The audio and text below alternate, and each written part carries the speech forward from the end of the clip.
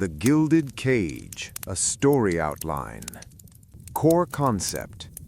The unknown true story of the transcontinental telegraph's secret battle for survival.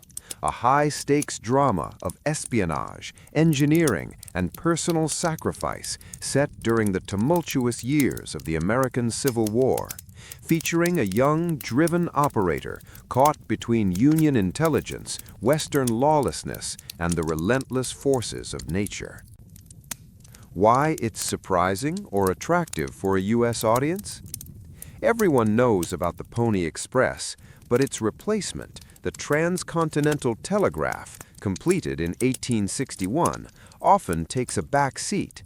This story focuses on the human cost and the military intelligence importance of the line, which was the Union's literal lifeline to California gold and political stability, making it a critical yet vulnerable target.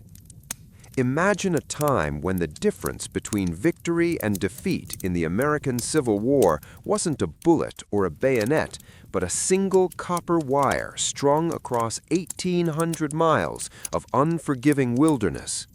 For 10 days in 1861, this wire, America's technological marvel, was the fastest, most reliable link in human history. Then, the real war began. This is the forgotten story of the telegraph operators, the spies, and the desperate fight to keep the Union connected. A saga of bravery where the only weapon was a key and the only shield was silence. The silence after the gold. Setting the scene, October 24th, 1861, Salt Lake City, Utah Territory. The air was sharp and thin, smelling of sagebrush and distant alkali flats. Elias Thorne, barely 22, his face smudged with soot and exhaustion, stood before the Western Union office, a humble log and adobe structure that now housed the most precious technological marvel in the world. He had just arrived from the West, a cog in the last leg of the monumental transcontinental telegraph project. He was a key man, an operator who could translate the erratic clicks of the Morse sounder into the fate of a nation faster than any writer could dip a pen. His small, tough hands, usually quick and precise on the brass keys, were shaking.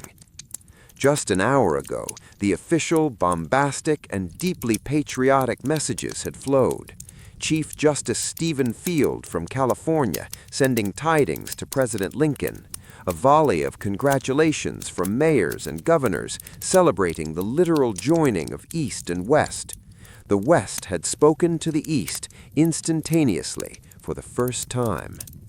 Then came the final triumphant message from Jephthah Wade, the line's chief constructor, and a brief, heartfelt reply from Superintendent Edward Crichton. The cheers outside the office had been deafening, a sound that swept through the small Mormon settlement like a fever. But now the silence was total. Not the silence of a completed job, but the tense, vibrating silence that precedes a great storm. Elias knew the truth that the cheering crowds didn't know. The completion was just the start of the war. He stepped inside. The air was close, heavy with the smell of coal smoke and wet wool.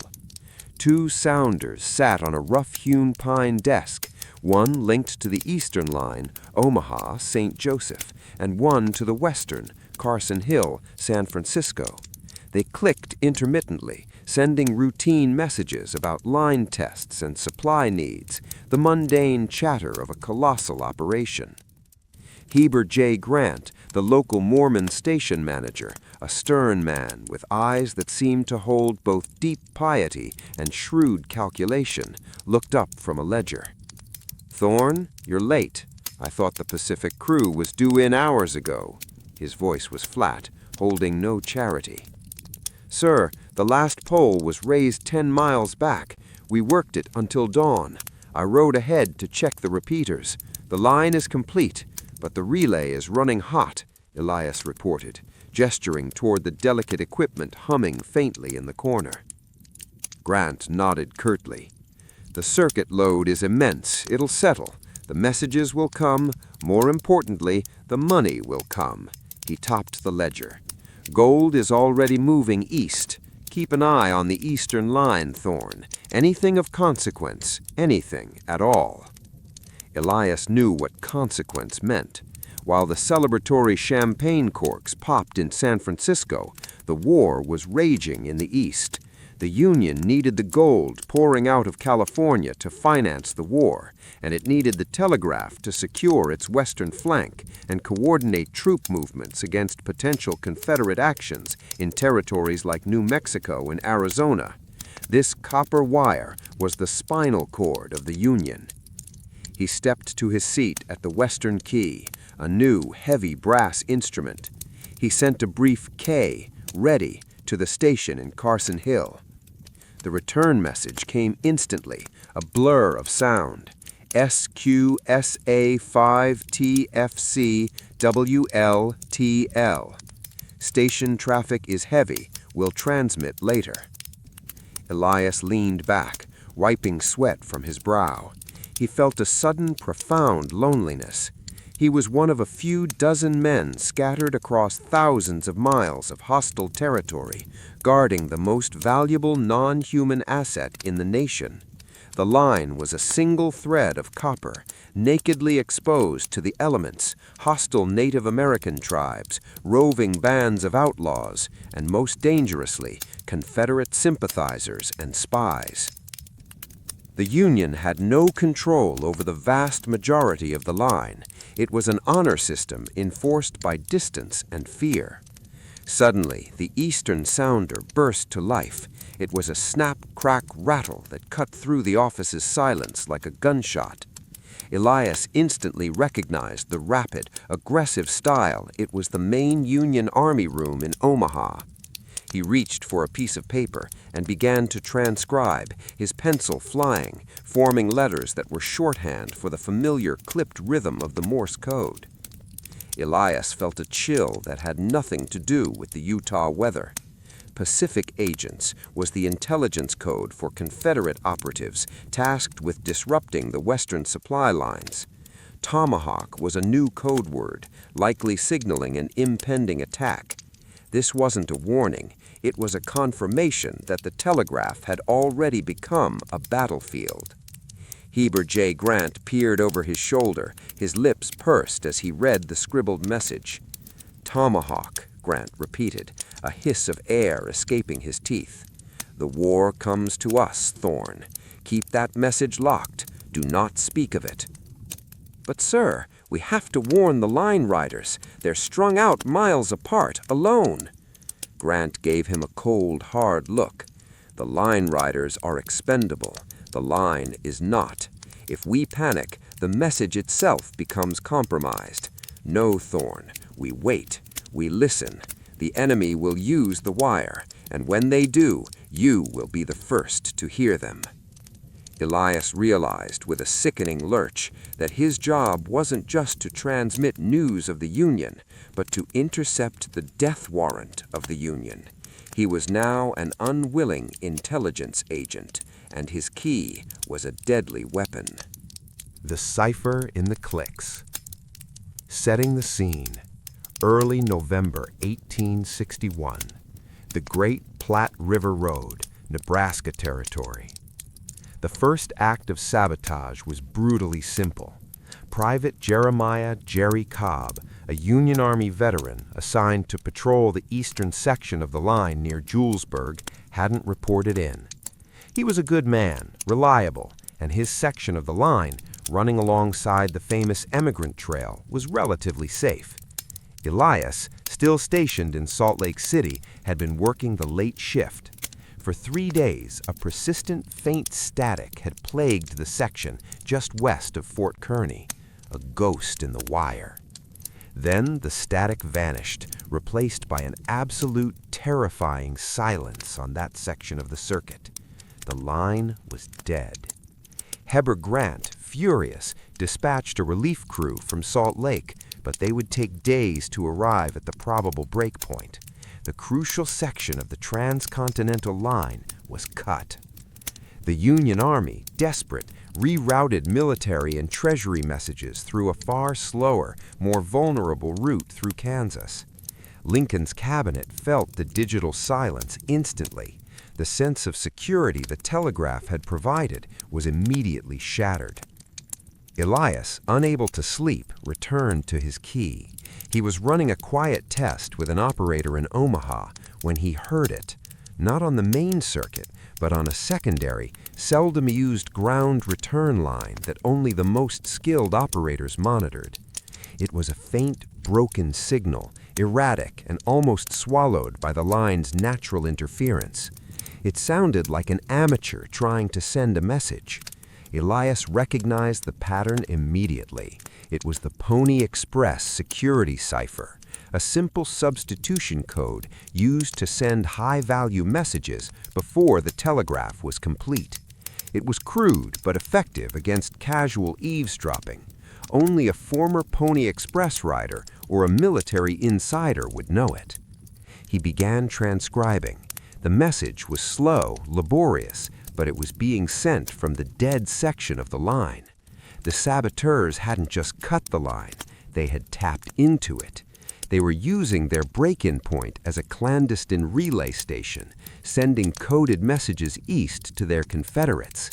Elias's blood ran cold. The Confederacy wasn't just disrupting the line, they were using it as their own private communication network. And the target wasn't just military strategy, it was the flow of California gold. He quietly passed the transcription to Heber Grant. Grant read it, his face turning an unhealthy shade of gray. This is not a simple raid, Thorne. This is organized. They're using the Pony cipher because they know the current Union operators won't recognize it. They think they're invisible. Grant clenched his fist. We cannot wait for the Army. They are too far. The Mormon militia will not act without direct orders from Washington, and the wire is down. Sir, they said they'll move on the western line next. That means the section near the Sierra Nevada, the route to San Francisco. Elias's voice was barely a whisper. We have to send a rider now to Carson City, and we have to fool them. Fool them? Yes, they are listening now. They think the line is dead. We have to make them believe we are not listening. We need to feed them a message, a distraction, a counter-tomahawk. Heber Grant stared at the young operator, seeing not a weary boy, but a spark of pure, desperate genius. The Union's greatest technological weakness, its single copper thread, could now be its greatest weapon. If they could send a coded message disguised as routine traffic, one that the listening spies would understand, but the Union's own unexpecting operators would not, they could turn the table. The Pony cipher is too slow. They'll recognize it. We need something else, something fast, clean, and utterly ignorable. Elias's eyes fell on a dusty, leather-bound book on Grant's shelf, a volume of Shakespeare. We use a book cipher, sir, Elias said, his voice gaining strength. A key phrase and a page number. They won't decode it unless they have the book, the key phrase, and know to look for it. And what key phrase will our rider carry west? Grant asked, a rare thin smile cracking his rigid face. Elias thought of the vulnerability of the lone operators on the line, the sheer distance, the overwhelming odds. We use the most desperate plea a man can make, sir, the one that means, I am dead if you do not understand. Potential next steps for the story. Outline continuation. This sets up the primary conflict, Elias Thorne, the operator/intelligence agent, versus the Confederate Tomahawk spy ring. Chapter 3, The Rider's Betrayal. Elias encodes a warning using the Shakespeare book cipher, SOS, page 108, line 5, to Carson City. He selects a rider, an old Pony Express man named Silas. A close call. A suspicious person enters the office, posing as a traveling merchant but clearly listening to the chatter. Elias has to send a deliberately garbled message. Silas is ambushed. He dies, but the coded message is recovered by a third party, a mysterious woman named Ilara, a complex, ambiguous character who runs a way station. She is either a Union operative, a Confederate spy, or an independent opportunist. The great game of transmission. The line is repaired, and the spies in the East, Omaha, are now sending coded messages through Salt Lake City, disguised as routine treasury transfers. Elias has to decode the gold messages in real time. The code is subtle, a shift in the standard Morse spacing, or an extra Z at the end of a word. Heber Grant is put under immense pressure by local pro-Confederate elements in Salt Lake City. His loyalty is tested, and Elias begins to suspect Grant himself may be compromised. Elias begins working with Ilara, the woman from Chapter 3, via an agreed-upon personal cipher using the musical clicks of the sounder key, a rhythm only they understand. She starts sending him actionable intelligence from the Western Line. The blizzard and the break. A massive winter blizzard isolates the Western Line. Tomahawk plans their final decisive act, a coordinated attack to destroy the central repeating station at Humboldt Wells and cut the gold shipments permanently. Elias and Ilara must race against time to send a warning to the isolated Humboldt operators, using primitive, dangerous relay techniques to boost the signal through the storm. The climax, the siege of Humboldt Wells. The small team of operators and Union guards at Humboldt are attacked. It's a desperate firefight. Elias leaves Salt Lake, risking his life to ride to the attack site, armed only with a rifle and his knowledge of the line's weak points. The final confrontation. Elias versus the leader of the Tomahawk Ring, often a surprising reveal of a character previously seen, perhaps a high-ranking officer or a prominent businessman. The climax involves a physical fight inside the Telegraph office, with the fate of a critical coded message hanging in the balance.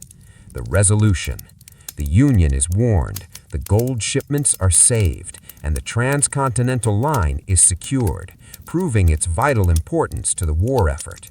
Elias is offered a position in the Union's new military intelligence apparatus, but chooses a simpler life.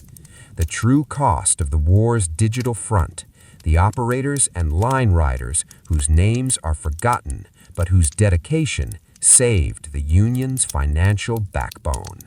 The Rider's Betrayal. Setting the scene, November 4, 1861, Salt Lake City, Utah Territory. Heber Grant's office smelled of burnt oil and desperation.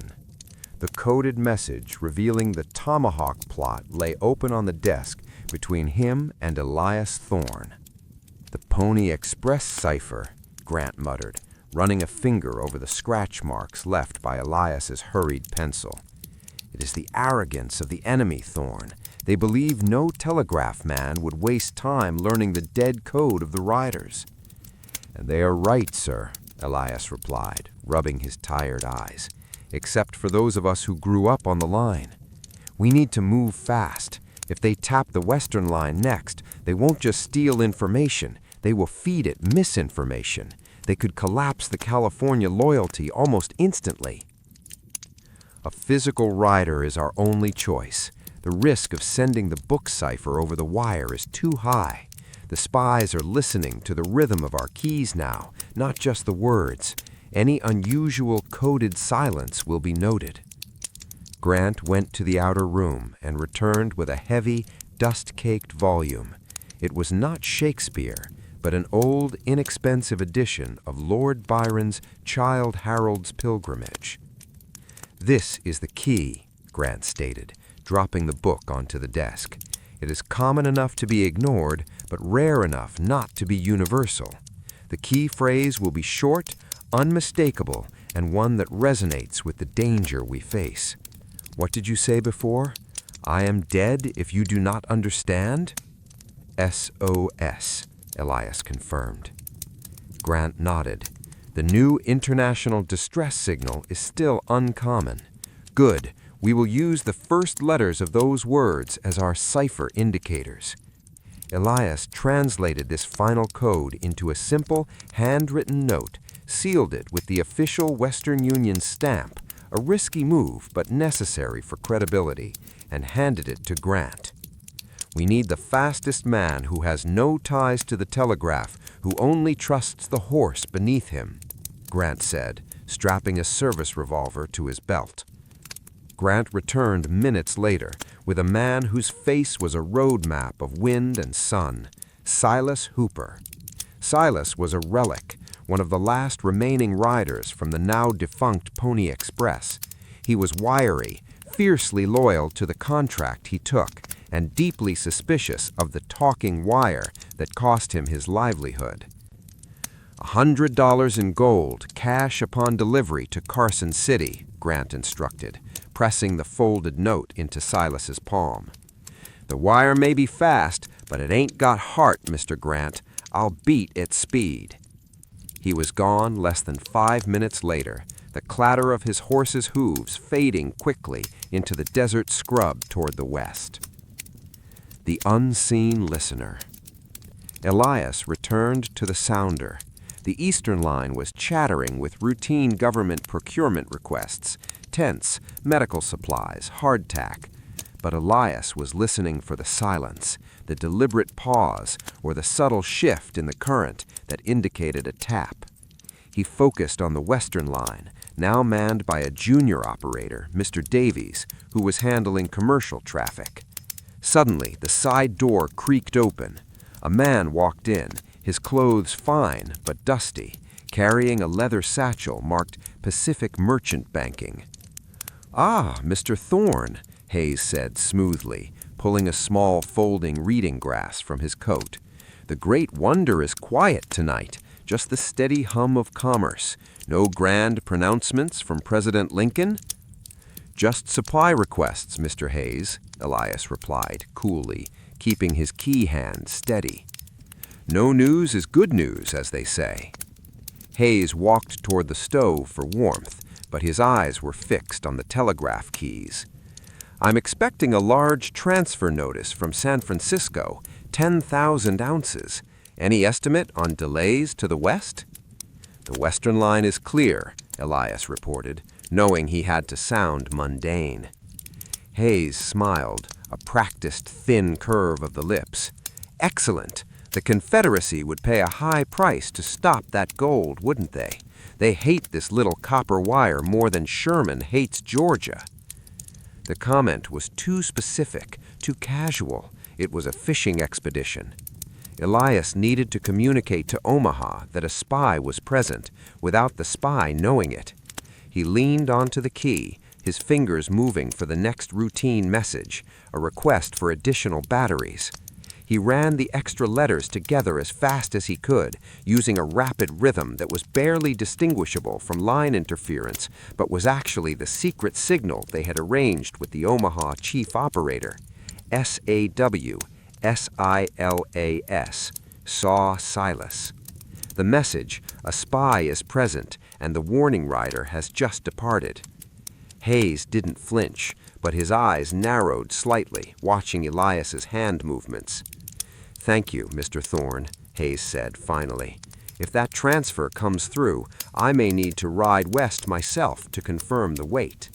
He gave a slight formal bow and left. Elias let out a breath he didn't realize he was holding. He had confirmed 2 facts to his Eastern contacts. The book cipher was underway, and the man who was likely the local Tomahawk ringleader was watching their every move. The ambush. 3 hours later, the Western sounder, which had been humming lazily, stopped. Not dead, but silent. A deliberate silence, heavier than a line break. The circuit was intact, but no one was transmitting.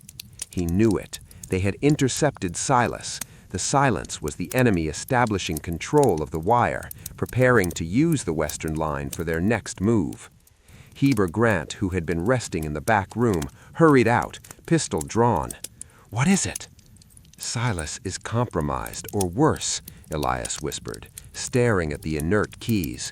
"The spy, Hayes, he knew the route, or he had a lookout. They didn't even have time to send a distress signal from the next station."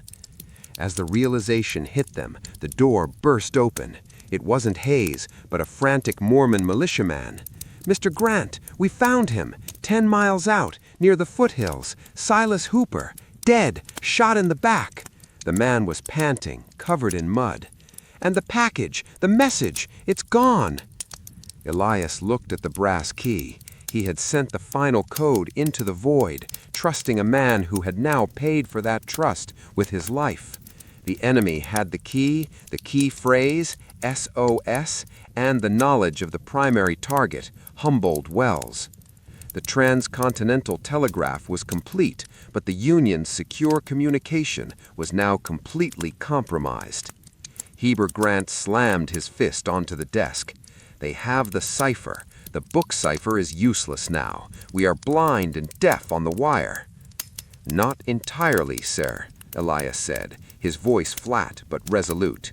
He reached into his pocket and pulled out a small, rough sketch he'd made of the Western Line's relay points. Silas failed, but someone saw him. They might still have the original uncoded note. And there is one person on the entire Western route who might be able to help us without being asked. "Who?" "Ilara. She runs the way station at Willow Creek. She sees every rider, every supply wagon, every soldier that passes through, and she hates the Confederacy more than any gold prospector." Elias knew the risk. Ilara was a ghost of the frontier, a woman of deep secrets and deeper grudges. Working with her meant trusting an outlaw, but with the spy ring holding the book cipher, an outlaw was exactly what the Union needed. The way station and the unspoken code. Setting the scene. Willow Creek, Nevada Territory, November 6, 1861. The Willow Creek way station was less a sanctuary and more a stopgap against oblivion. Located at the edge of the Sierra Nevada, it was the final civilized stop before the treacherous climb to Carson City. It consisted of a saloon, a corral, and a single low-slung building that housed the dining hall, sleeping quarters, and, crucially, a telegraph repeater station. The establishment was run by Ilara, a woman of ambiguous age and ancestry. She possessed a striking combination of grit and grace, moving with the measured confidence of someone who had seen too much and feared nothing. She wore rough wool skirts and a worn leather vest, and her eyes, the color of desert quartz, seemed to absorb and hold all the secrets of the emigrant trail. Ilara knew the moment the telegraph was compromised, not because of a break in the current, she rarely trusted the machine itself, but because of the men who came with it. 2 days after Silas Hooper was murdered 50 miles east, a man arrived at Willow Creek claiming to be a federal line inspector sent to check the security of the repeater station. His name was Mr. Judson. He was too clean, too polite, and spoke with a smooth Virginian accent that Ilara recognized instantly as belonging to a man who had never shoveled manure or hammered a fence post. Judson took up residence in the telegraph shack. He claimed he was auditing the equipment, but mostly he sat, listening to the incessant clicking, his eyes perpetually narrowed in concentration. The signal from the desert. Back in Salt Lake City, Elias Thorne was beside himself with impotent rage. Heber Grant had restricted all non-essential traffic. The loss of the book cipher meant they could not warn the Humboldt Wells operators without explicitly announcing their plan to the spies, who were now listening in. Elias had one card left, the chance that Ilara had seen Silas, or, more importantly, had already spotted the spies. He had never met Ilara, but he knew her reputation from the line riders. She was fiercely independent, despised the Washington government, both North and South, but had an unwavering belief in order and justice. She often protected runaway slaves and had a fierce hatred for the slave-owning gentry who populated the Confederate government. Elias knew he couldn't send a conventional message. He couldn't even risk a complex new cipher.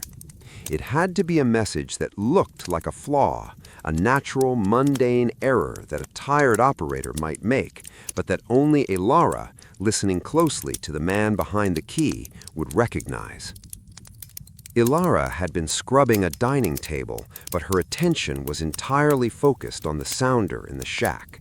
Judson was sitting right next to it, pretending to read a newspaper. When Elias's message came through, she didn't react. Judson transcribed the text, Willow Creek Status Report, now. Boring routine. He noted the erratic timing, mentally dismissing the Salt Lake operator as a greenhorn. But Elara knew. The swell of the O, the thud of the K. It was a personal plea for help, a risk taken by a man who had no other choice.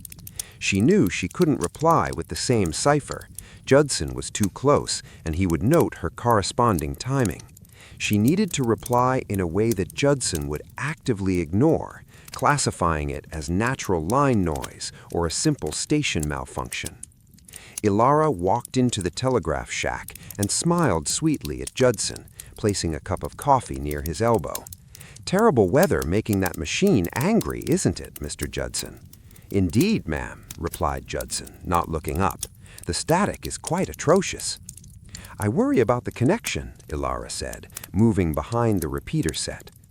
As she spoke, she casually placed a small, polished stone onto the metal plate of the repeater's battery terminal. This action subtly, briefly, and repeatedly grounded the line, causing a cascade of rapid, low-frequency clicks that sounded exactly like the chatter of a loose screw or a dying battery. Judson frowned at the noise. Damnable equipment. But Elara had agreed years ago with the line patrol chief, a mutual friend who had trained Elias, on a simple, universal code for emergencies on the Western Line. One slow click followed by a long pause, enemy present. Rapid, even clicking, enemy is active or moving. 3 rapid, uneven clicks followed by a long pause, enemy has information or a captured asset.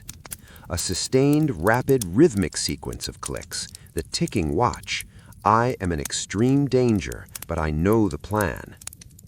Elara was sending the ticking watch signal, repeating it 3 times before Judson, annoyed by the interference, asked her to move away from the sensitive equipment. Elias, 400 miles away in the Salt Lake City office, was listening to the continuous flow of routine messages. Then, amidst the noise, he heard it.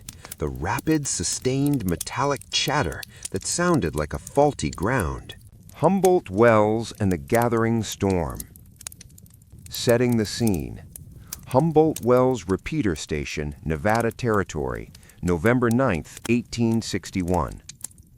Humboldt Wells was the most vulnerable point on the entire Western Line. It wasn't a town, just a critical node in the arid basin, a small, reinforced adobe shack housing the repeater equipment, a bunkhouse for 2 operators, and a corral. Its only defense was its isolation and the 2 aging Springfield rifles carried by the operators.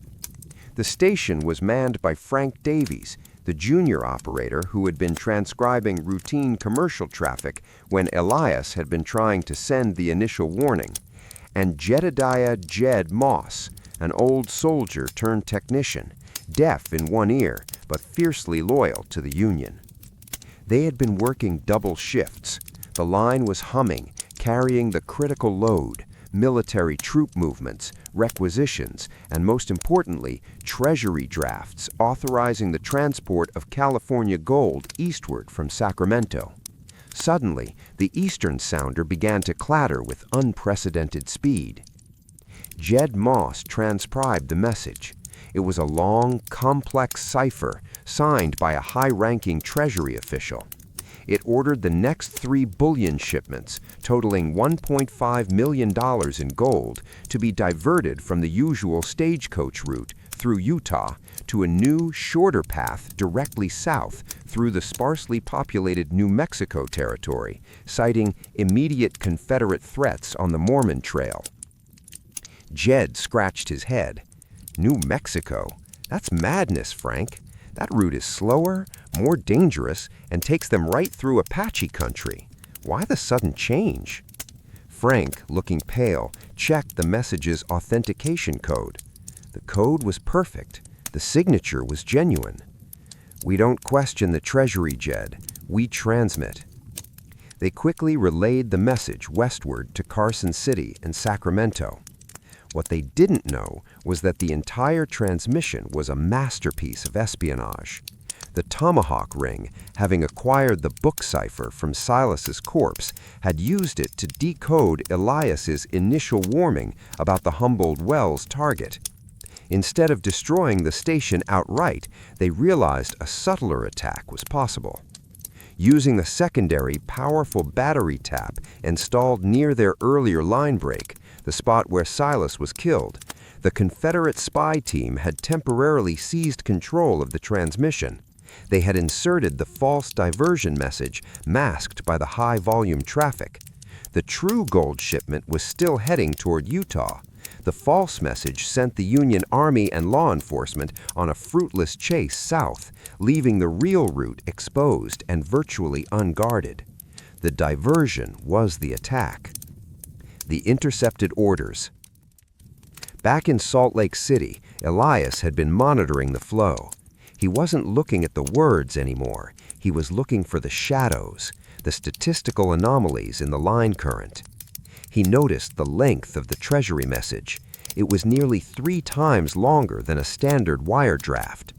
More critically, the delay between the Eastern operator sending the message and the Humboldt Wells operator receiving and relaying it was too short. "Grant," Elias called out, pointing to the log. "Look at the time difference. The Humboldt operator, Jed, is meticulous. This message was relayed almost instantaneously. It's too fast. It means Jed didn't take time to read the entire message. He just started relaying based on the header. He's tired. The spies knew that." Grant looked grim. "They've done it. They've rerouted the gold. They aren't going to blow the line, Thorne. They're going to rob the entire stagecoach line." "But they wouldn't risk such a massive message without knowing we'd be suspicious. They must think the book cipher is safe with them. They must believe we've given up on counter ciphers." "We need Elara," Grant stated. "The gold shipment is closer to her way station than any Union post. We need confirmation on the ground." Elias quickly returned to his rhythmic cipher. He typed the status request to Willow Creek, this time adding a new layer of complexity to the timing, a quick 3-tap of the key handle before the start of the message. This was the agreed-upon signal for extreme emergency, confirm target. At Willow Creek, Elara heard the 3-tap and the rushed, urgent clicks of Elias's rhythmic cipher. She understood. The spies had made their move, and the gold was the target. She poured a fresh cup of coffee for Mr. Judson, the faux inspector, who was still listening intently. She had to send a confirmation to Elias, a message that the gold was still on the northern route, heading toward its ambush point near the Nevada-Utah border. She needed to communicate the location of the threat, the ambush point, but she couldn't use the wire. Judson was waiting for any interference. Elara knew the area around the station better than anyone. She decided to use the only universal language that the spies wouldn't suspect: natural phenomena. She walked outside, ostensibly to feed the horses. The repeater station was powered by a primitive, heavy-duty battery bank, which required periodic recharging and maintenance. She placed a small, polished copper wire, barely visible, near a corner of the main battery bank. She used a small piece of salt-cured meat from her pocket to attract the station's resident rat. The rat, drawn by the smell, began gnawing at the meat, bumping the copper wire repeatedly against the battery terminals. The effect was immediate and localized. The rat's erratic movements caused a sporadic, sputtering series of clicks and static bursts, a sound known as animal interference. It was a natural, yet highly irregular pattern of static bursts. Judson heard the sounder burst into life with an angry, irregular sequence of static. He simply swore, "Damn rats in the equipment again. Damned West." But Elias, listening 400 miles away, knew Ilara's trick. She had taught the line patrol chief years ago how to create specific animal interference patterns to signal different things. A slow, repetitive pattern, like a mouse gnawing on insulation, meant false alarm. A rapid, chaotic, and spiking sequence, like a cat attacking the wires, meant ambush imminent. Ilara's rat was creating a pattern known as the sustained erratic spike, a very specific sequence of clicks that meant the threat is real, the target is known, and the route is the traditional one. Elias snatched his logbook. He deciphered the noise. Gold is on Old Trail, ambush near Dugway. Dugway was a treacherous pass on the Utah side of the border, the perfect place for a large-scale stagecoach robbery. "The gold is at Dugway," Elias shouted, jumping to his feet.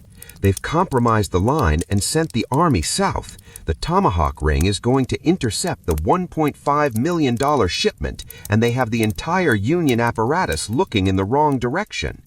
Grant was already reaching for his holster. "The army won't reach Dugway in days. We can't use the wire to warn the stagecoaches. The spies will intercept the message. We have to send riders again." But Elias had a better idea, one inspired by the chaos and ingenuity of the frontier itself.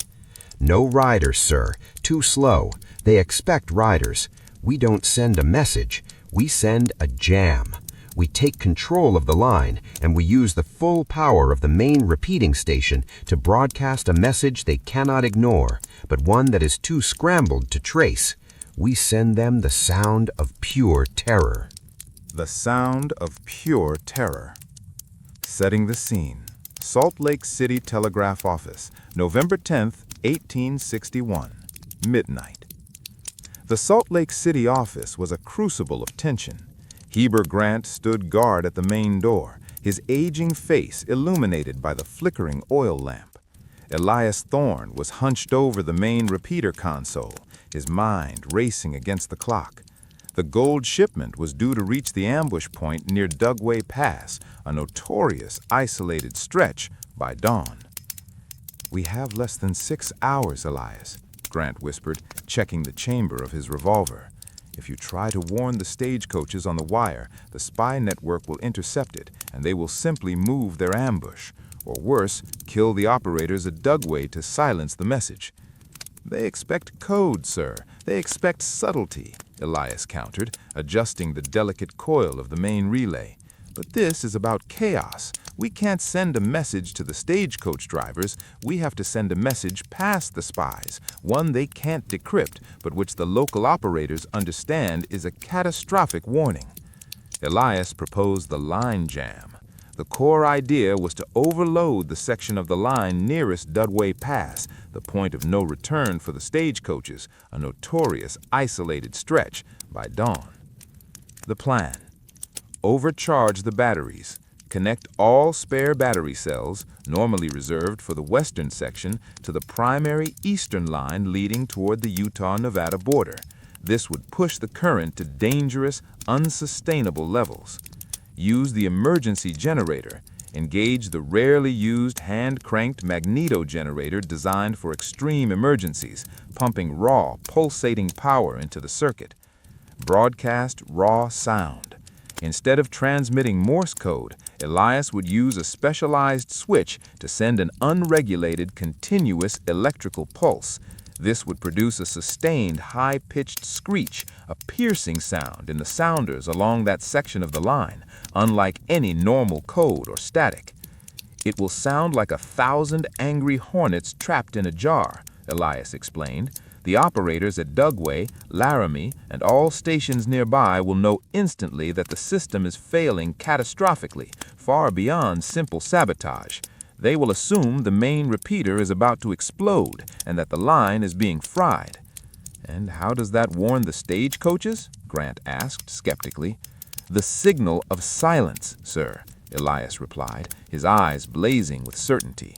"The Dugway station operator, a man named Homer, knows the unspoken rule of the line. If the sounder screams, you cut the main wire and silence the line. The moment he cuts the wire, the electrical pulse dies, and the ensuing silence is the only sound that will reach the stagecoach driver." Grant leaned in, finally grasping the brilliance. The Dugway station was less than 100 yards from the stagecoach rest stop. The coach drivers would hear the piercing screaming of the sounder, followed by the sudden, absolute silence when the wire was cut. A scream followed by silence, the ancient signal of danger, Grant mused. But the surge, it could destroy the entire Western Union repeater system, all the way to Omaha. The Union will be severed completely. "The gold is worth more than the wire, sir, and we have no choice." The screaming wire. Elias worked quickly, his hands moving with the practiced speed of an expert technician. He secured the battery couplings, bypassed the main regulator, and positioned his finger over the brass key that controlled the magneto generator. "The moment I engage the generator, you watch the eastern line. If we get any incoming transmission, a warning, a routine message, it means the spies are aware and we have to abort." Grant stood ready, his body tense. "Do it, Thorne." Elias took a deep breath, cranked the heavy iron wheel of the generator, and pressed the key. The effect was instantaneous and terrifying. Inside the Salt Lake office, the sounder for the eastern line exploded in a sound that was not a click, not a buzz, but a searing, high-pitched shriek. The air in the room vibrated. The smell of ozone and burning grease filled the air. Miles away, along the line, every sounder in every station within a 200-mile radius began to emit the chilling noise. At Dugway Pass, Operator Homer, bundled against the freezing night, nearly jumped out of his chair. The sounder was not just clicking, it was howling like a wounded animal. It was a sound that meant total circuit overload, the kind of failure that meant the copper wires were melting. Homer grabbed the emergency axe and without hesitation rushed out to the main line pole. The unspoken law of the frontier telegraph was clear. When the sounder screams, the line dies. Thwack! Homer's axe cleaved through the main copper wire. The searing electrical shriek immediately vanished, replaced by an absolute, profound silence. The signal of silence. The stagecoach carrying the $1.5 million in gold was already saddled up, the driver ready to pull out of the Dugway Pass rest stop. The driver, an experienced, deafened man named Colt, had been cursing the high-pitched noise coming from the little shack. It had been driving him mad for the last 40 seconds. Then, the sudden silence. Colt knew the sounder was the only thing tying this isolated spot to the world.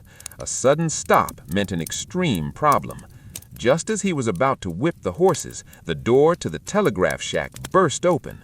Homer, the operator, wild-eyed and shaking, ran out pointing hysterically up the trail, not toward the road ahead, but toward the ridge overlooking the pass. "Ambush! Get back! It's the Confederates! They are waiting!" Homer screamed, his hearing temporarily destroyed by the noise. The screaming wire had bought them time, and the signal of silence had delivered the warning. The stagecoach immediately reversed, stampeding the horses back into the shelter of the rest stop, just as the first volley of rifle fire erupted from the dark ridge above Dugway Pass. The consequence. Back in Salt Lake, the office was dark, silent, and reeked of burnt insulation. Elias had managed to disconnect the generator just seconds after the Dugway operator cut the line, saving the system from permanent destruction. "It's silent," Grant observed, staring at the inert sounder. "The line is down, but the gold is safe." "They know we broke the cipher now, sir," Elias said, exhaustion setting in. "The tomahawk ring will assume the line jam was a targeted warning. They won't stop. They will simply move west, and their target will shift from the gold to the operators themselves." He then looked at the western sounder, which was still receiving the faint rhythmic static bursts from Ilara at Willow Creek. She was still sending the ticking watch signal, meaning she was still compromised, and Judson, the Virginia spy, was still nearby. The war for the transcontinental telegraph was no longer about gold or messages. It was about survival. Elias realized that the only way to win was to draw the main spy leader out into the open, and the only person who could help him do that was the mysterious woman who hated all governments, Ilara. The unveiling at Willow Creek. Setting the scene, Willow Creek Way Station, Nevada Territory, November 12, 1861. 3 days after the Dugway Pass ambush failed, the transcontinental line was eerily quiet. The spy network knew their cover was blown. The Union knew the core cipher was compromised. Both sides were holding their breath, waiting for the next move. Elias Thorne, after a grueling, sleepless ride, arrived at Willow Creek Way Station. He left Heber Brandt in charge of the Salt Lake office, with strict instructions to allow no communication that wasn't personally vetted. He found Ilara exactly where he expected her, in the dusty corral, mending a saddle. She looked up as he dismounted, her expression unreadable. "You're the key man from Salt Lake," she stated, her voice low and direct. "The one who screams on the wire." "Elias Thorne," he replied, tipping his hat. "And you're the one who keeps a pet rat to send distress signals." A faint, almost invisible smile touched her lips. "Necessity is the mother of all ciphers, Mr. Thorne. Your screaming wire saved the gold, but it didn't save your secret. The man who was listening, Judson, he's gone. He took the high road to Carson City yesterday." "He's running to the leader," Elias concluded. "He's alerting the core of the Tomahawk Ring that their Nevada flank is exposed. They'll abandon the coast and head east, trying to cut the line permanently somewhere in the vast, unprotected plains." Ilara wiped her hands on a rag. "They've shifted the target from the gold to the machine itself. The leader is either in Carson City or Sacramento. They have to pass through here to get the last of their operatives out." "We need to know the leader's identity," Elias said. "The spy, Judson, confirmed one thing in his conversation with Mr. Grant, that the Tomahawk Ring is being funded by Pacific Merchant Banking, the same company run by Mr. Hayes in Salt Lake." Ilara scoffed. "Hayes is a front man, a loudmouth. The real leader is higher up, someone with the authority to command the loyalty of former military men and the knowledge to master the wire. Someone who knows the rhythm of the line as well as you do." The bait. Elias walked into the telegraph shack. The repeater equipment was humming, and the sounders were clicking with routine traffic, mainly weather reports and commercial invoices. The true test of a spy was not deciphering complex codes, but finding the lie in the truth. "We need to draw the leader out," Elias said, looking at the Western Key. "We use the line one last time. We send a message so tempting, so critical, that the leader has to come back to Willow Creek and deal with it personally." "And what bait is worth risking his capture?" Ilara asked, leaning against the doorframe. "The counterfeit cipher," Elias explained. "The Tomahawk Ring thinks they possess the book cipher that only they know. We will send a message that appears to be sent using that book cipher, but which is actually a complete lie, designed to bring them back to Willow Creek." Elias quickly penned a message, writing down the lie first, and then the coded version that Judson and his leader would recognize. The lie, decoded.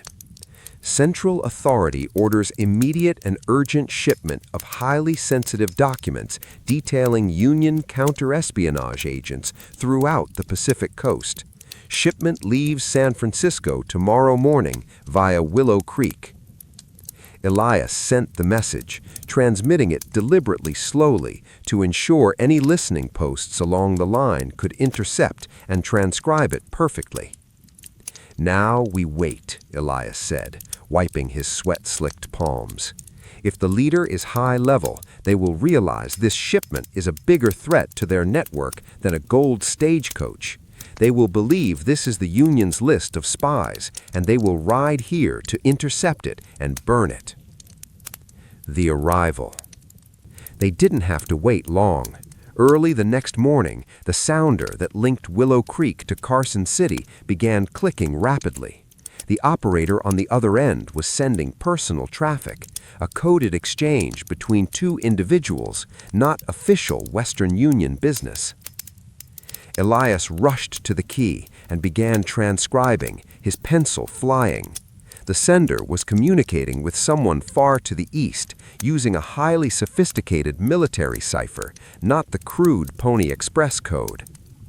Elias and Ilara worked side by side to crack the flow of the message. They quickly identified the pattern as a Visionaire cipher, a military-grade encryption requiring a key phrase. Elias recognized the frequency of words like South, Honor, and Davis. It's Confederate Army cipher. The key phrase is likely something patriotic or religious. Ilara pointed to a recurring 6-letter sequence in the coded transmission. Look at the timing of the dashes here and the length of the pauses. The key is not Virginia or Jefferson. The key is Patrick. He's coming, Elias said, his voice flat. The leader knows the cipher is compromised and that I'm the one who did it. He's coming to Willow Creek to kill me and seize the fake document list. Ilara looked up, her hand resting on the smooth stock of a Winchester repeater shock she kept hidden under the counter. He sent that message to someone in Carson City, then sent another one to someone further east. They are converging here. Suddenly, the front door of the way station burst open. It wasn't the leader, but Mr. Bartholomew Hayes, the Pacific merchant banker from Salt Lake, who was supposed to be days away. He looked frantic, disheveled, and far more dangerous than he had in Elias's office. "Thorne, where's the shipment?" Hayes demanded, his hand reaching inside his coat. "Too late, Mr. Hayes," Elias replied calmly, stepping out from behind the key, knowing Hayes was a dangerous distraction, but not the final boss. "Drop it, Hayes," Ilara commanded from the shadows. "The game is over." "The game is just beginning, Ilara," a new voice boomed from the doorway. The new arrival was a tall, imposing man in a pristine Union military greatcoat. He was Major General Sterling, the highest-ranking Union officer in the entire Nevada Territory, the man responsible for the logistical security of the Western Line.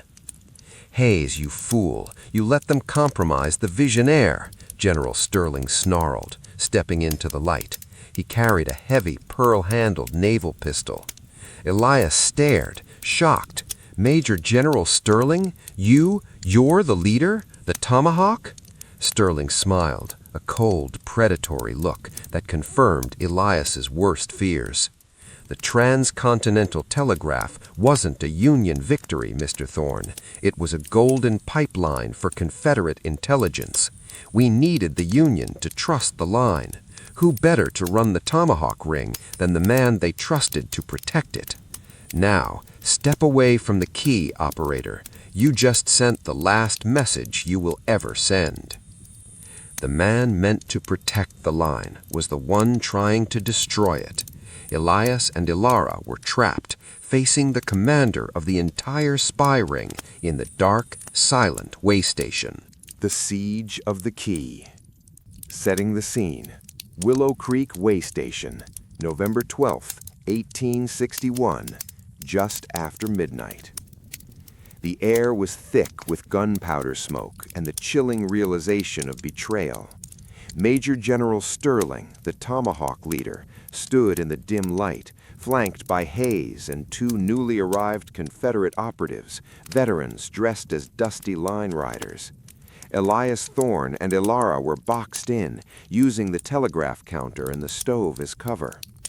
"Major General Sterling," Elias said, trying to keep his voice steady despite the adrenaline surging through him.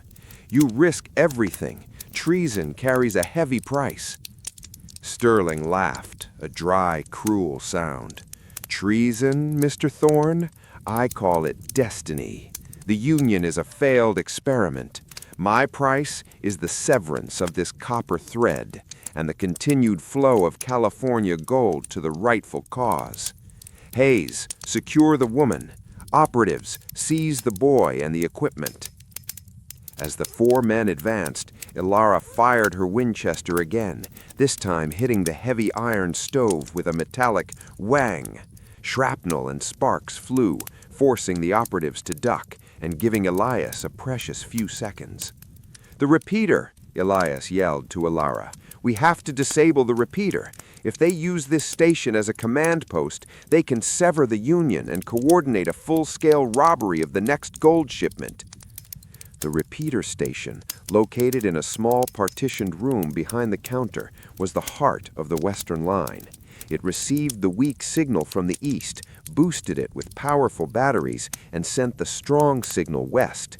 If Sterling took control of that, the entire line was his. Hayes and one operative rushed Ilara, forcing her back toward the kitchen entrance. General Sterling, recognizing the real threat, charged directly at Elias, pistol drawn. "Stay away from that console, boy!" Sterling screamed. The weapon of science. Elias, cornered, didn't reach for a gun. He reached for the only weapon he had, the raw power of the telegraph system itself. He knew that the main battery bank, a collection of 50 heavy, sulfuric acid-filled Grove cells, was kept in a separate insulated cabinet, powering the repeater.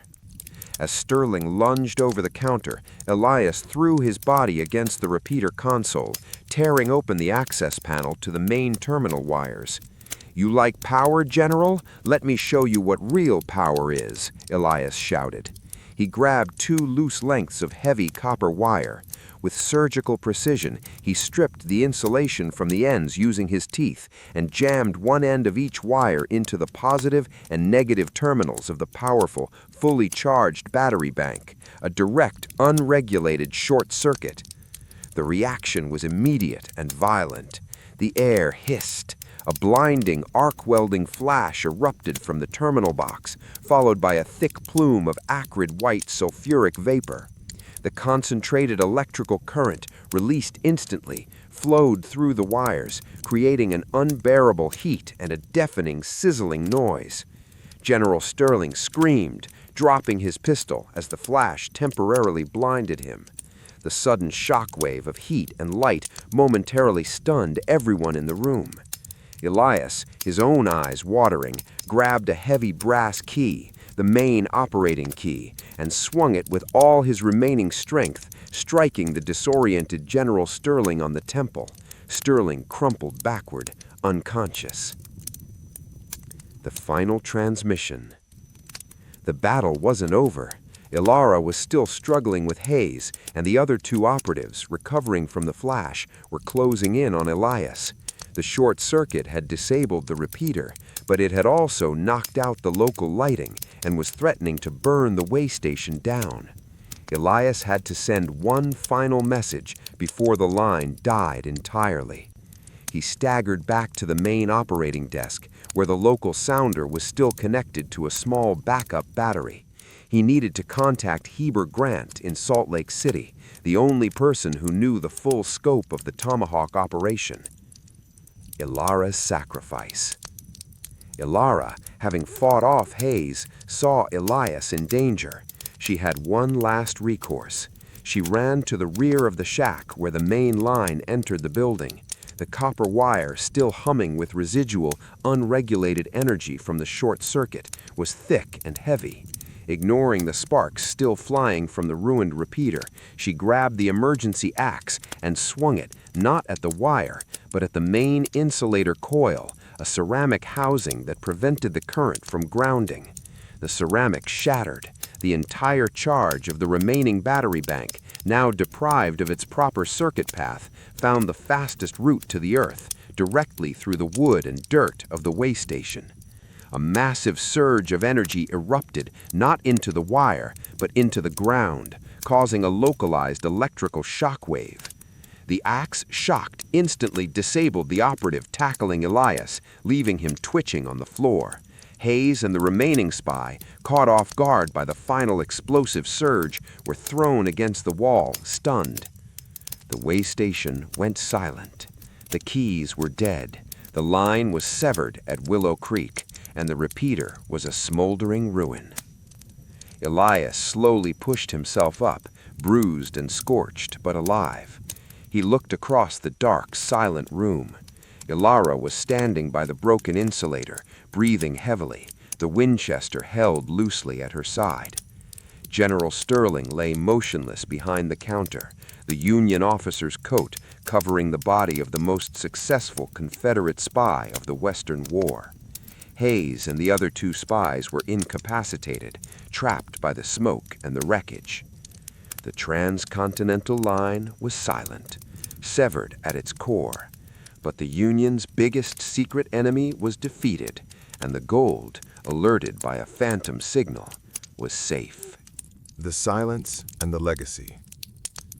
Setting the scene, Willow Creek Way Station, 2 weeks later, November 26, 1861. The damage was catastrophic. The Willow Creek repeater station was destroyed, and the transcontinental line was down for 300 miles. It took 2 weeks for Union troops to arrive, secure the prisoners, including the captured General Sterling, and begin repairs. Elias Thorne, hailed as a hero by the investigating officers, gave his detailed, accurate account of the Tomahawk Ring, the ciphers, the gold diversion, and the ultimate treason of General Sterling. His records, backed by the coded exchanges logged by Heber Grant, were undeniable. The discovery of a vast, high-level Confederate intelligence network operating Great Telegraph War. You, young man, have saved the financial integrity of the United States. Elias looked around the bustling temporary camp. And Ilara, sir? What of her? Grant's expression hardened slightly. Ilara has vanished. The Union officers sought to question her. She did destroy government property and fire upon a federal officer, even if he was a traitor. But she left a note. Grant handed Elias a small, folded piece of paper. The paper contained only 2 words, written in a bold, sweeping script. QRT 73. Elias understood immediately. QRT was telegraph code for stop sending and wait. 73 was the unofficial warm farewell code of the telegraph operators. Best regards. She told me to wait for her, and she gave me her best regards, Elias murmured, pocketing the note. She is a ghost, Thorne, Grant said, shaking his head. She wants no part of the government, north or south. But she left something else. Grant pointed to the remains of the old way station. Beside the scorched foundation, tucked beneath a fresh copper wire spool, was a small, crudely carved piece of wood. It was an insulator, broken in half, one piece inscribed with a rose, the other with a thunderbolt. She left her shield and her weapon, Elias whispered. The legacy of the copper thread. The repairs were completed swiftly. The lessons learned from the Tomahawk Ring revolutionized military communication. The Union immediately implemented operator secrecy. Operators like Elias were now key assets, subject to military protection and secrecy oaths. Encrypted traffic.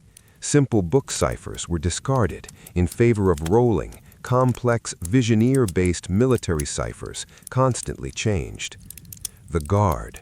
The Union significantly increased the patrols along the transcontinental line, turning it into a heavily guarded military resource. Elias Thorne was offered a high-ranking position in the newly formed U.S. Military Telegraph Corps, UMTC, advising Secretary of War Edwin Stanton. He politely refused. He had seen enough of war. and enough of government treachery.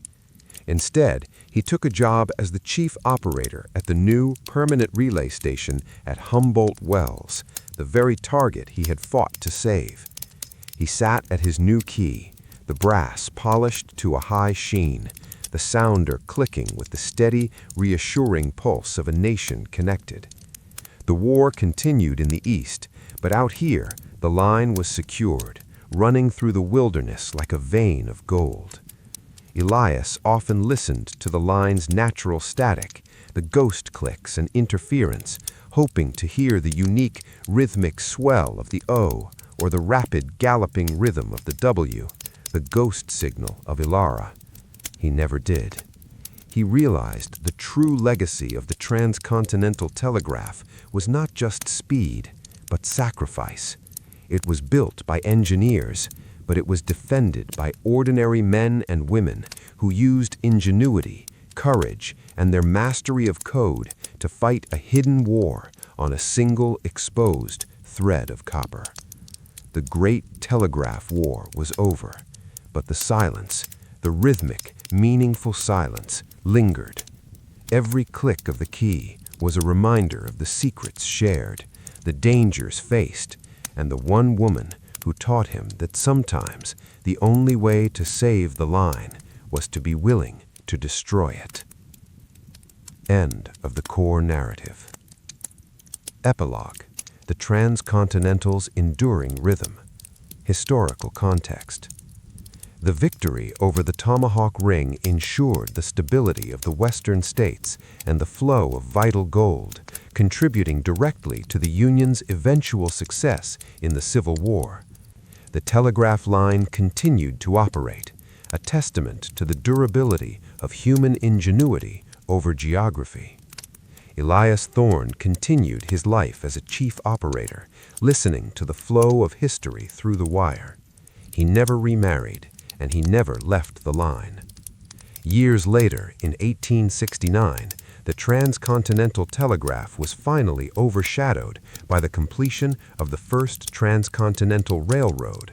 The wire, once the great technological marvel, became secondary to the speed of the iron horse. Yet the line remained, a quiet, humming monument to the men and women who fought for its survival.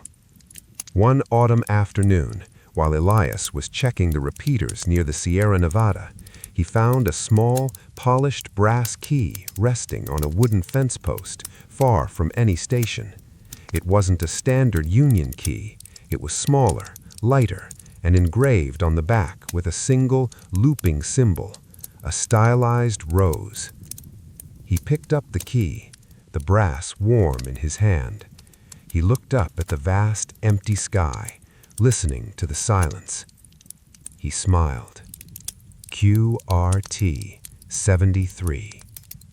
He knew that somewhere, out in the wide, uncompromising West, the true guardians of the silence were still watching the wire. The unseen costs of copper. Setting the scene. Fort Laramie, Dakota Territory, November 20th, 1861.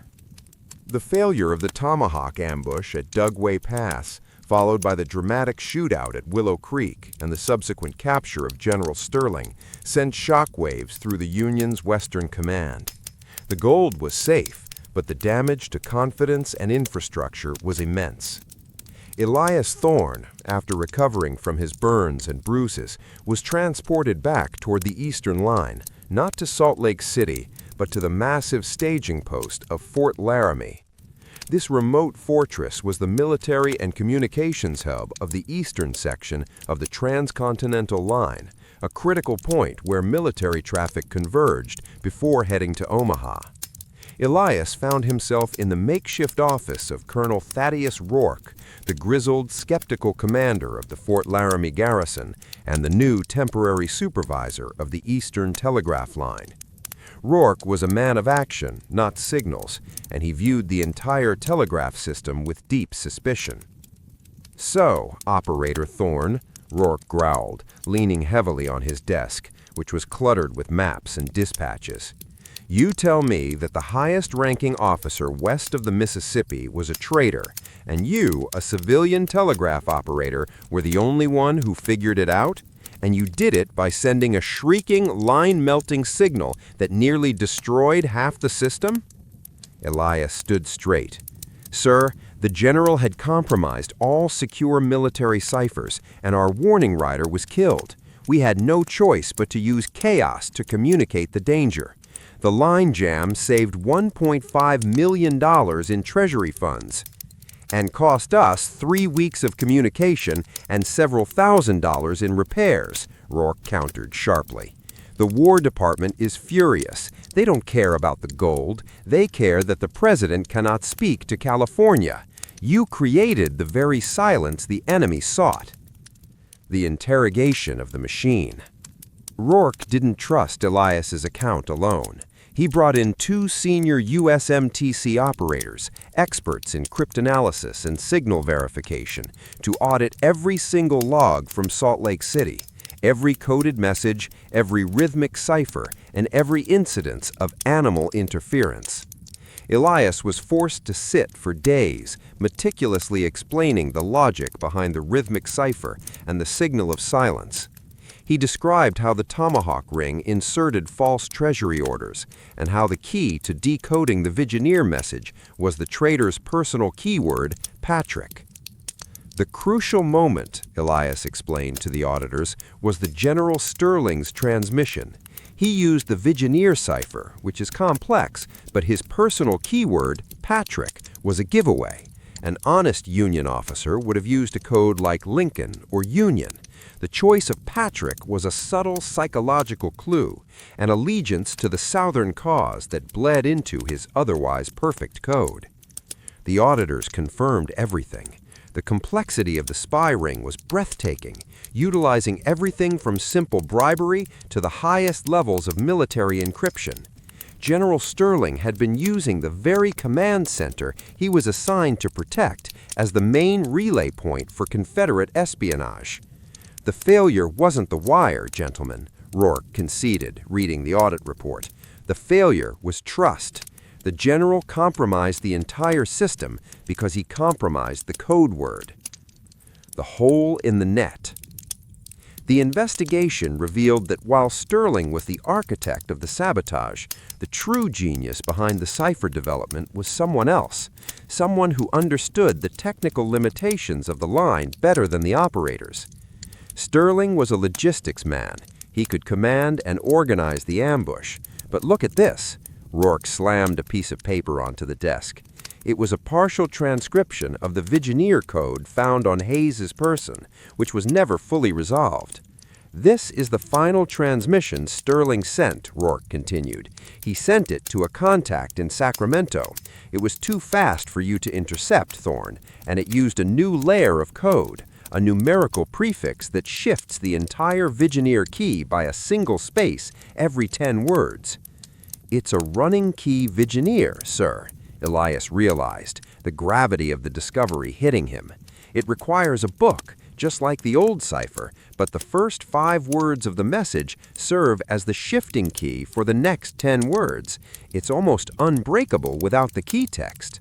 And General Sterling didn't have the technical prowess to develop this level of encryption, Rourke noted. He had a master cryptographer, a civilian. He found this note in his papers.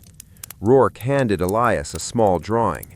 It was a crude sketch of a rose intertwined with a snake. "The snake, sir," Elias whispered, recognizing the signature. "That's the emblem of the Copperheads, the Northern sympathizers working for the Confederacy. But the rose, Rourke finished, is the one who got away, the woman who helped you save the gold, Ilara." Elias Thorne felt a cold dread settle in his stomach. The unseen costs of copper. Setting the scene. Fort Laramie, Dakota Territory, November 20th, 1861. The failure of the Tomahawk ambush at Dugway Pass, followed by the dramatic shootout at Willow Creek and the subsequent capture of General Sterling, sent shockwaves through the Union's Western Command. The gold was safe, but the damage to confidence and infrastructure was immense. Elias Thorne, after recovering from his burns and bruises, was transported back toward the eastern line, not to Salt Lake City, but to the massive staging post of Fort Laramie. This remote fortress was the military and communications hub of the eastern section of the transcontinental line, a critical point where military traffic converged before heading to Omaha.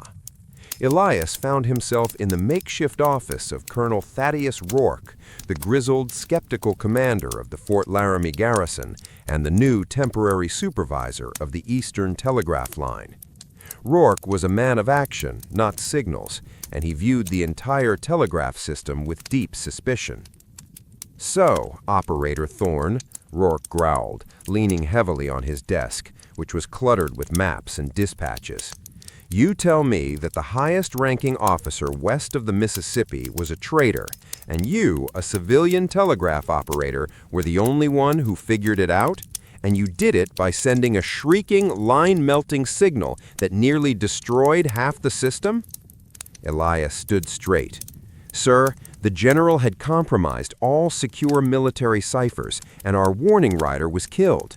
We had no choice but to use chaos to communicate the danger.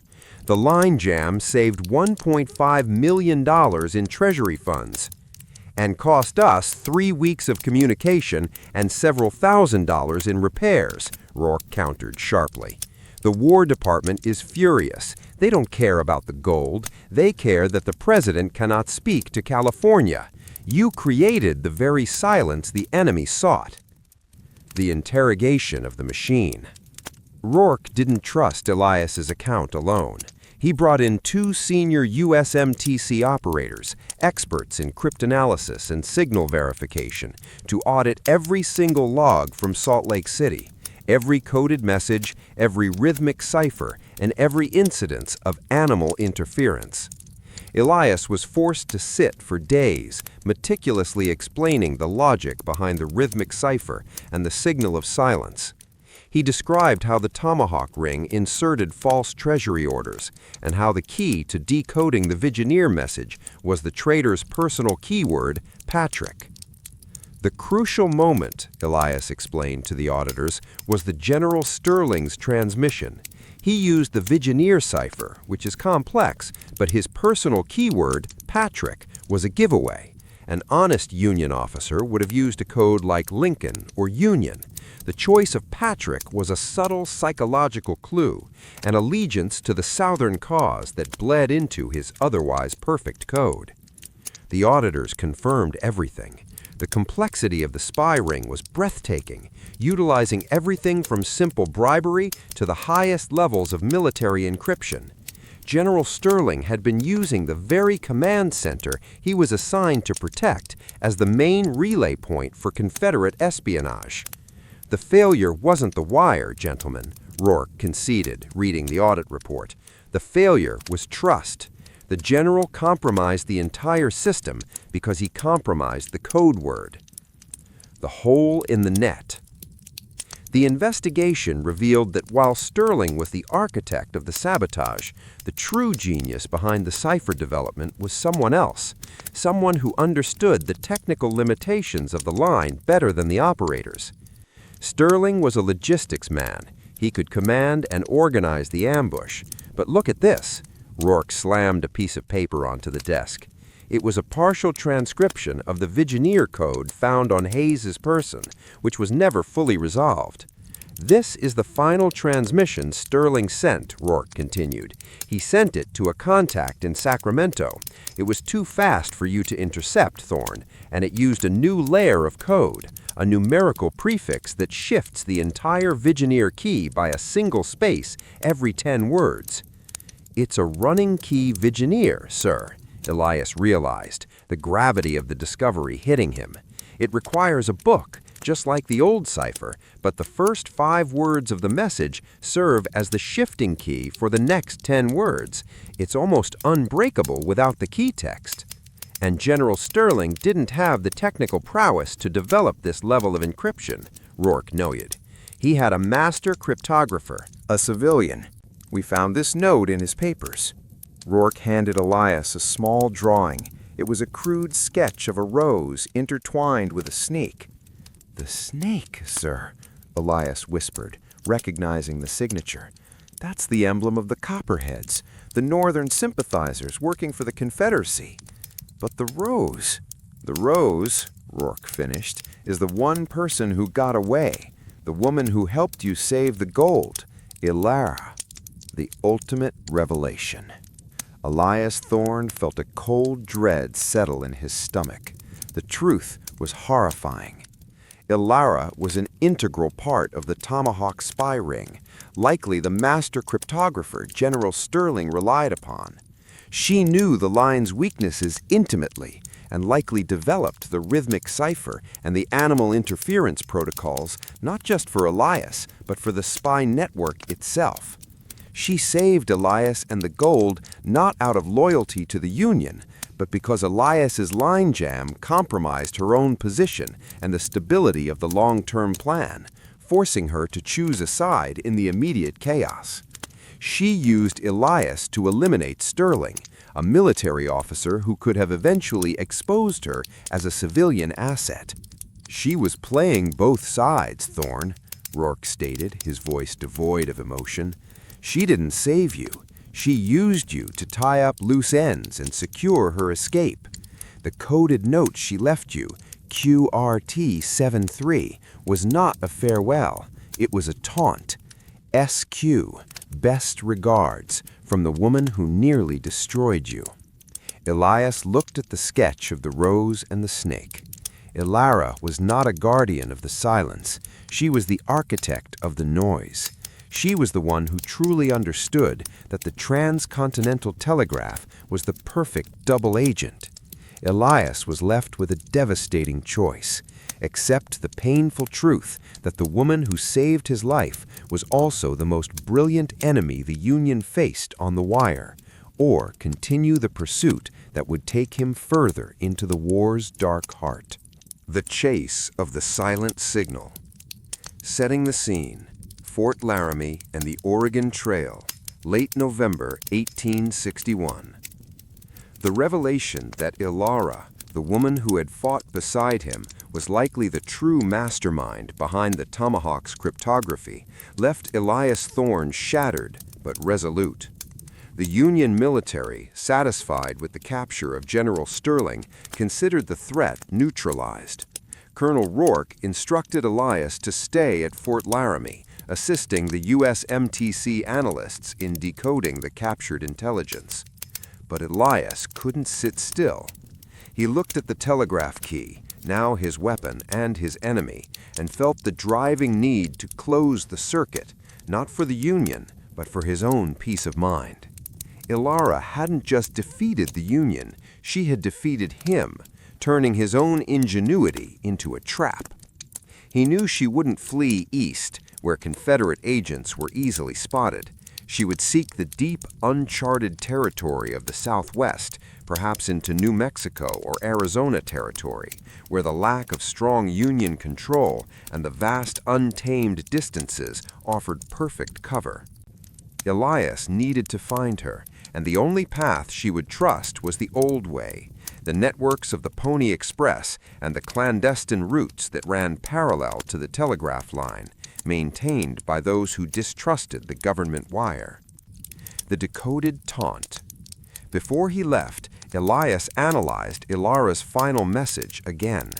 QRT-73, stop sending and wait, best regards. He realized the true chilling meaning of the Visionaire key, Patrick. He cross-referenced the keyword with the Confederate message logs. The full message, when decoded with the correct key, often contained a hidden secondary message, a signature. Elias discovered that the Tomahawk ring was using a double code. The first 5 letters of the decoded message formed the key to the next 10 letters of the original ciphertext. This was the running key Visionaire that Rourke had pointed out. Elias applied this complex nested cipher technique to Ilara's final simple note, treating it as a new coded message. He used the key phrase, Ilara's rose, the rose being her symbol. Elias snatched a map of the Western Territories. The coordinates pointed directly to the Four Corners Monument, a remote, desolate point where four territories met, an area far from any telegraph station, any military fort, and any law enforcement. It was the perfect rendezvous point for a spy to meet her handlers or disappear forever. It wasn't a taunt, it was a challenge. She knew he would decode it. She was inviting him to the last stop on the line. The operator becomes the rider. Elias quietly resigned his post, citing personal health concerns from the electrical burns. He sold almost everything he owned, purchased a rugged pony, a heavy coat, and a small serviceable revolver, items of necessity, not luxury. He left behind the brass key of the USMTC, taking only the broken two-piece wooden insulator that Ilara had left behind. His chase led him south and west along the ghost tracks of the old Pony Express route, a journey of nearly 1,000 miles. He had spent his life connecting points instantly. Now he was reduced to the slow, brutal rhythm of the saddle. His knowledge of the telegraph line, however, proved invaluable.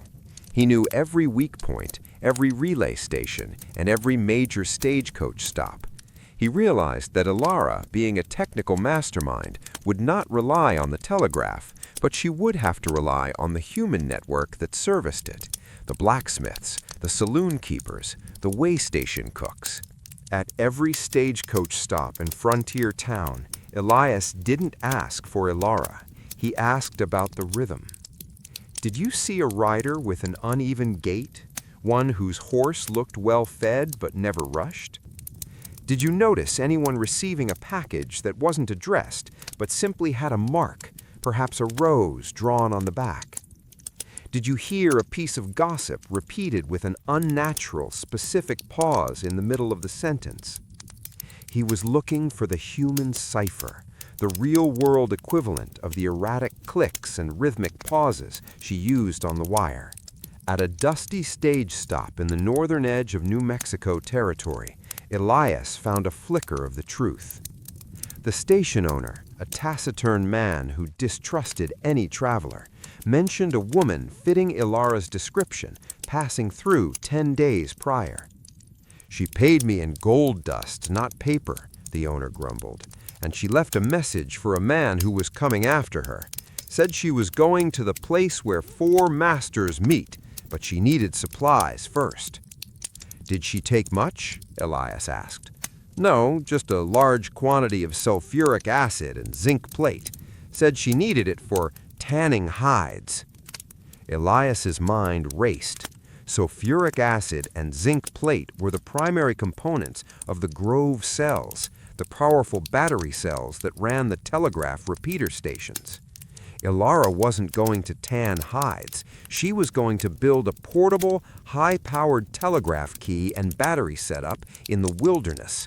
She was setting up her own private, completely untraceable signal station at the Four Corners. The master cryptographer wasn't fleeing. She was preparing a final transmission, a message so devastating it could rupture the Union cause in the West. Elias now understood the full scope of her plan. Eliminate Sterling used Elias to remove the Union officer who was becoming a liability to her civilian-based network. Disappear used the chaos to escape the immediate pursuit. Final attack. Build an unregulated telegraph key at the Four Corners, a spot far outside the Union's jurisdiction, to broadcast misinformation that could not be traced or jammed. Elias mounted his pony, pushing the animal harder than he should. He was no longer pursuing a traitor. He was racing to intercept a final deadly transmission from the Union's most brilliant hidden enemy. He had to reach the dead zone before Ilara could send her message into the vacuum of the Western airwaves. The Four Corners Dead Zone. Setting the scene. The Four Corners Monument, New Mexico, Arizona, Utah, Colorado territories, early December 1861. The Four Corners was a geographical paradox, a place of political boundary but total jurisdictional anarchy. It was a vast, silent, wind-swept plateau, completely uninhabited and untouched by the telegraph wire. Elias Thorne arrived, exhausted, his face chapped and his eyes bloodshot, days after deciphering Ilara's coordinates. He had found the tracks of her lone rider and followed them to the highest point of the plateau, a rock outcropping that offered a commanding, isolated view. He dismounted and climbed the final ascent. There, nestled between two red sandstone pillars, was Ilara's makeshift signal station. It was an engineering marvel built from scavenged parts, a portable array of copper and zinc plates submerged in acid, the Grove cells, generating a powerful current. A crude but functional brass key sat on a tripod, connected to a long, thin aerial wire strung between the rock pillars. Ilara was there. She was hunched over the key, her back to him, wearing her familiar leather vest. Her hands, usually so delicate in their coded tapping, were moving slowly but purposefully, making final adjustments to the wire's tension. "The line is dead out here, Ilara," his voice husky from dust and exhaustion. "There's no union wire to tap." Ilara slowly turned. Her expression was calm, almost serene. "Hello, Elias. I knew you would come.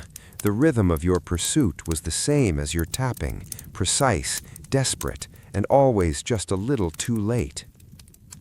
The final transmission.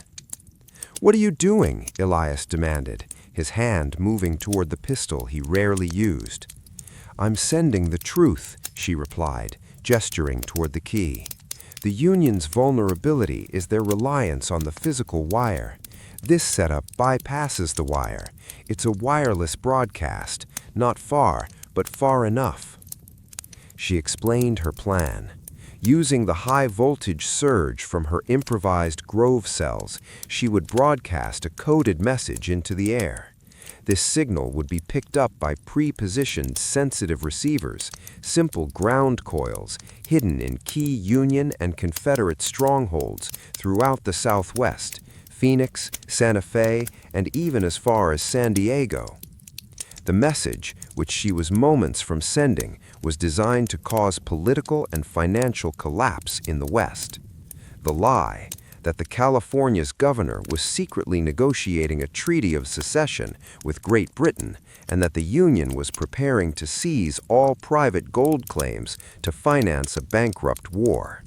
The effect: this message, coming from an untraceable source, would cause immediate civil unrest in California, panic selling of Union bonds, and spark pro-Confederate uprisings in the territories, effectively pulling the entire Pacific flank away from the Union war effort. "The gold you saved at Dugway?" Ilara said, her eyes meeting his. "It proved the Union depends entirely on California's wealth. My message will make that wealth useless to them." "And you risk everything for this, Ilara? You risk igniting a civil war out here, killing thousands of innocent settlers, just for a political statement?" "It's not a statement, Elias," she said, her voice dropping. "It's about control. The Union, the Confederacy, they are all two sides of the same tyranny. I seek to break the control that relies on one single wire.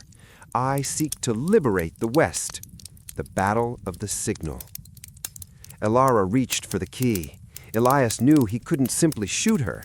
If the copper plates touched the acid, the resulting surge could fire the message even as she fell.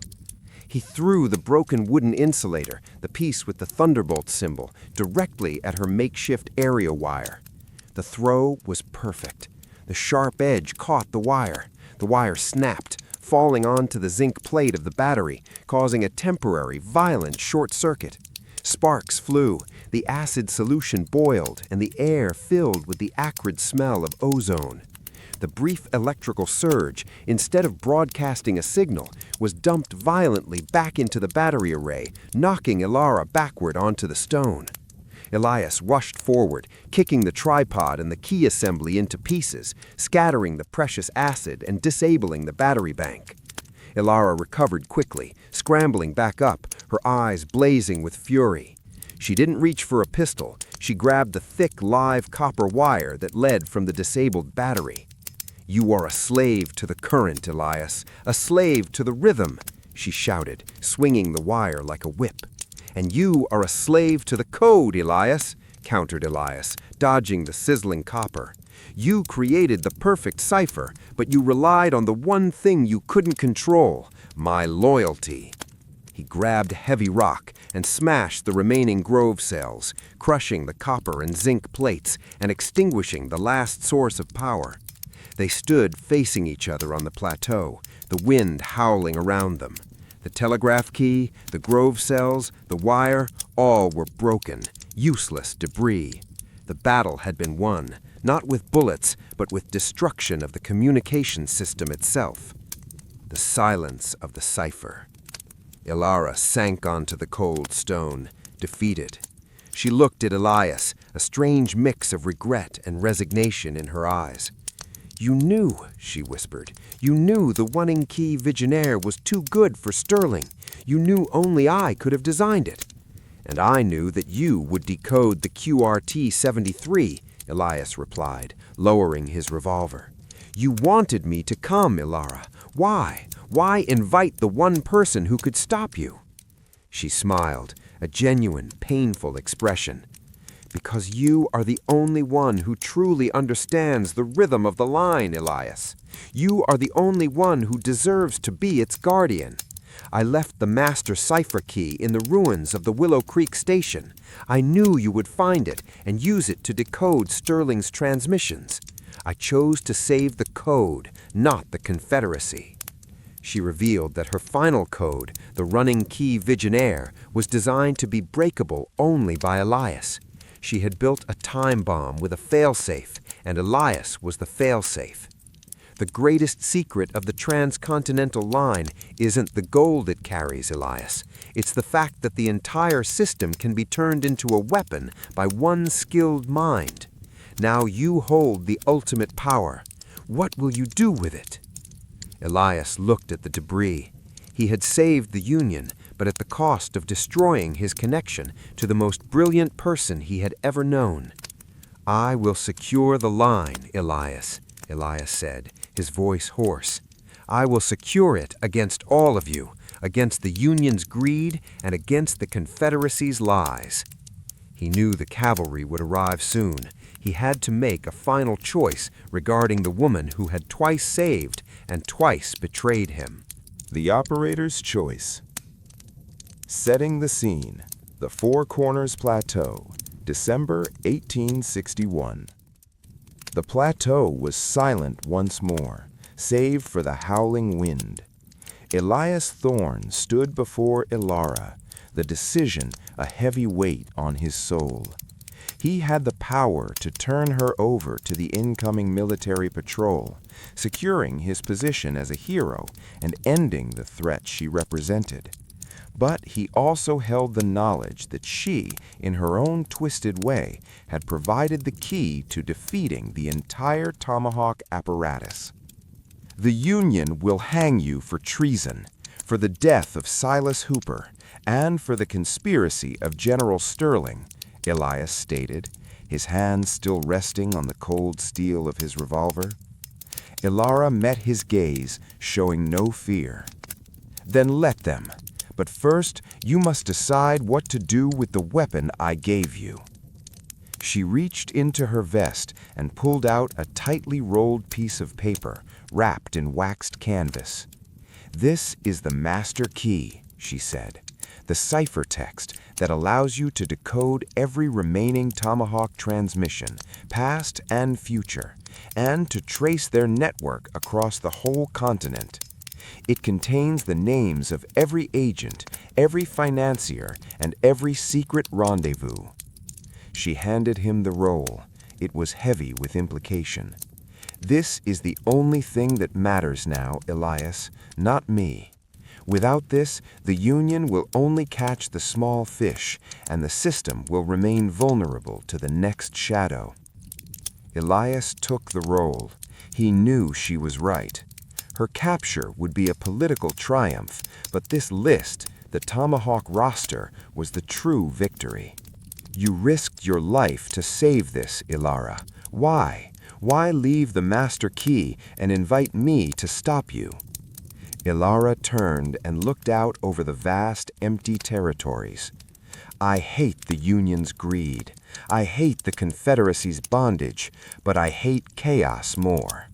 The wire was supposed to bring order, but it became a tool for destruction. I chose the quiet rhythm, Elias, the rhythm that only you and I can hear. The final decision. Elias weighed his options. If he brought her in, the master key would be instantly validated, and the Union would gain all the intelligence, but Ilara would hang. If he let her go, he would have the key, but his own credibility would be questioned, and he would forever live with the knowledge that he aided a high-level traitor. He made the only choice that honored both the law and the life she had saved.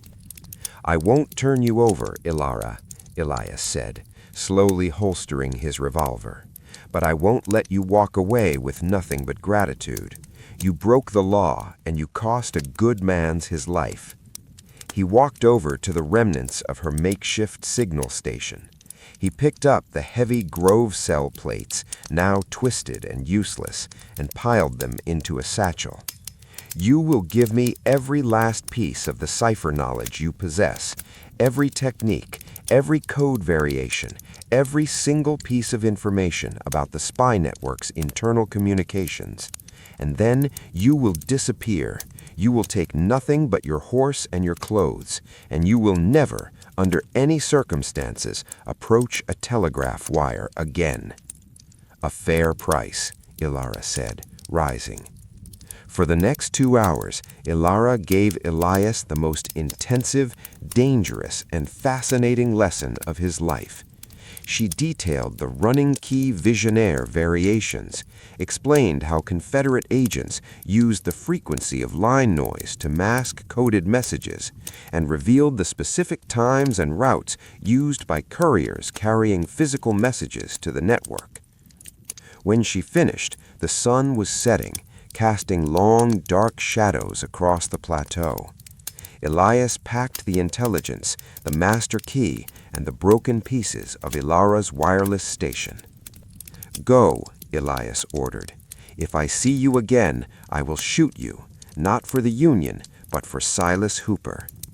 Ilara looked at him, nodded once, a gesture of respect and understanding, and then mounted her horse. Without a word, she rode out into the gathering twilight, becoming just another shadow in the vast, silent west. The return to the system. Elias spent another day burying the evidence of their confrontation and destroying her tracks. He then began the arduous journey back to Fort Laramie, riding with the knowledge that he held the fate of the Confederacy's Western network in a single wax-sealed scroll. He arrived at Fort Laramie 2 weeks later, looking like a man resurrected from the grave. Colonel Rourke met him, ready to reprimand him for desertion. "Where have you been, Thorne? I ordered you to stay," Rourke demanded. "I was finishing the job, Colonel," Elias replied, his voice gravelly. He pulled out the master key and the detailed reports. General Sterling was just the military front. The real enemy was a civilian, a master cryptographer who designed the whole system. This is her final work.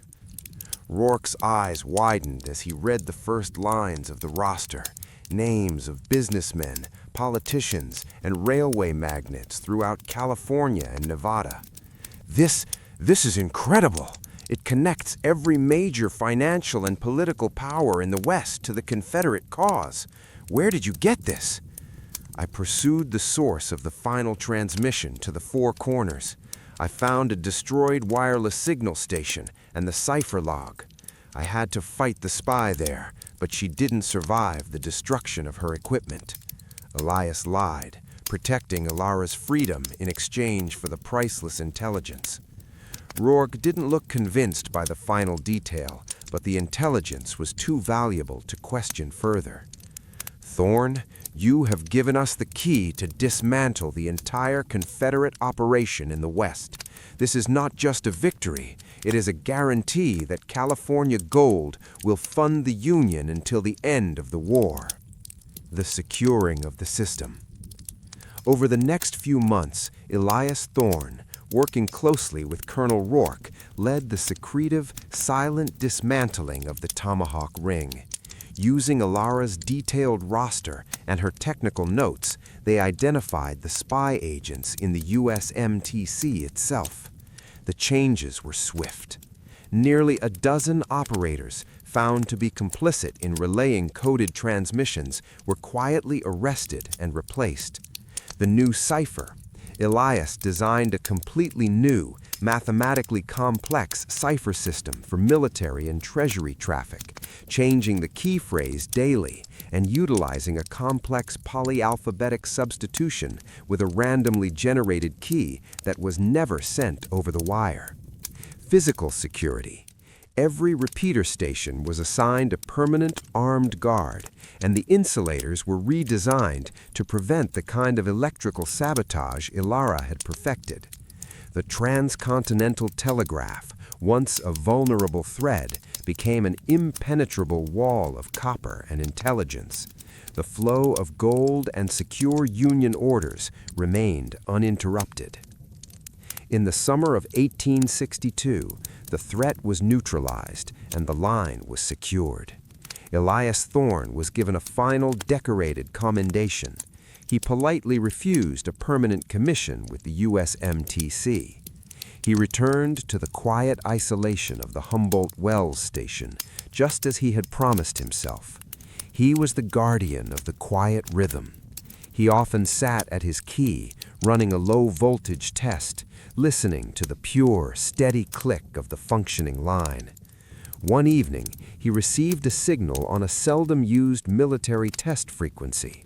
It was a rapid, complex sequence of dots and dashes, too fast for any standard operator to transmit. It wasn't code, it was a rhythmic signature. He recognized the timing instantly. It was the rapid galloping rhythm of Ilara's W and the heavy thud of her accented K, the sound of her hand on the brass key.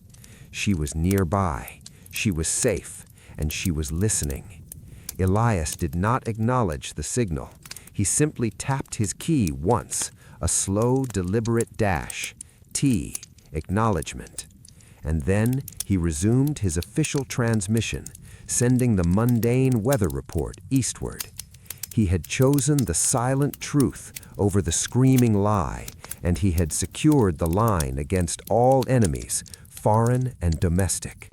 The Great Telegraph War was finally over, fought and won not on a battlefield, but in the silent rhythm of a single copper thread. The rhythm continued, the sound of a nation connected, secured by the secret sacrifice of the operator who understood that sometimes the most important message is the one that is never sent.